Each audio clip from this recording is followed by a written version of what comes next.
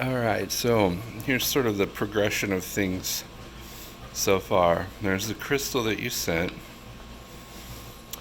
and this is from the first mold I made of it.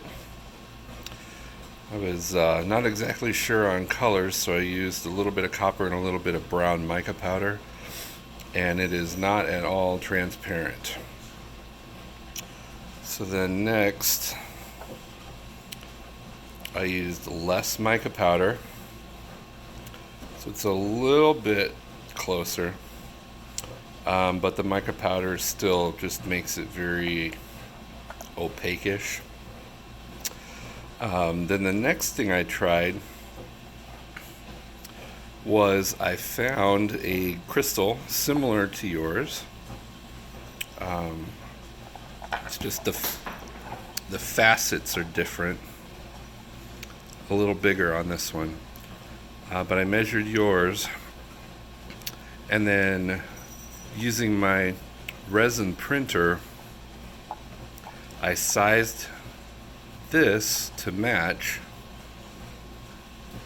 28, I think, millimeters, and then I used the 3D printer, the resin printer, to print this, and honestly it turned out pretty well.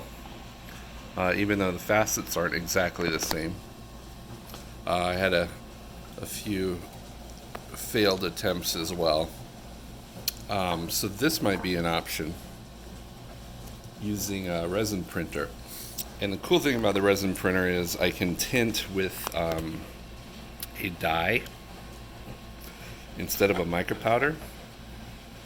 And then using that dye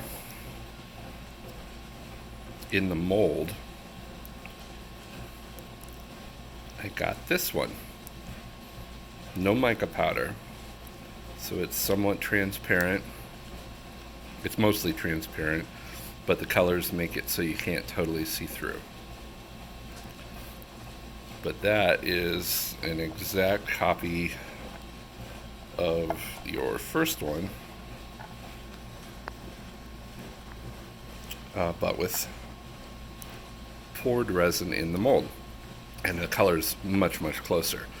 So I think we have at least one successful, and I can adjust these colors as needed, a little more brownish, a little more yellowish, whatever you need, but size wise it's spot on. So now I wasn't exactly sure if in your sample here, this piece, the metal piece, if that's part of what you use.